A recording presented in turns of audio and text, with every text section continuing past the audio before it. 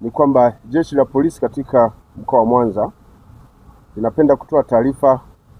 kwa mashabiki na wapenzi wote wa soka kuwa limejipanga imara kuimarisha usalama kuelekea mchezo wa nusu fainali ya FA Cup kati ya timu ya Yanga na timu ya Azam. Mchezo huo unatarajiwa kufanyika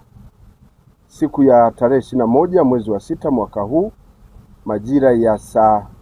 9:30 alasiri katika uwanja wa CCM Kirumba uliopo jijini Mwanza. Ili kuhakikisha kuwa usalama wa raia na mali zao na kuwepo wakati wote, Jeshi la Polisi limejipanga kikamilifu kuimarisha mifumo ya kiusalama maeneo yote ya ndani na nje ya uwanja huo. Katika kufanikisha azima hiyo, Jeshi la Polisi linatoa tahadhari kuwa ni marufuku kwa mtu yeyote kuingia au kusogea karibu na uwanja huo akiwa na silaha ya aina yoyote, ikiwemo silaha za moto, silaha za jadi au kifaa chochote chenye ncha kali kinachoweza kutumika kuumiza watu, isipokuwa kwa baadhi ya askari watakaokuwa na jukumu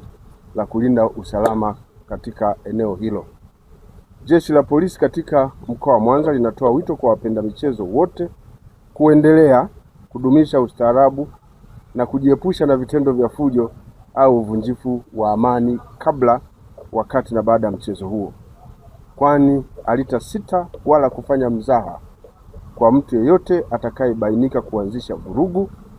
na hatua kali za kisheria zitachukuliwa dhidi yake.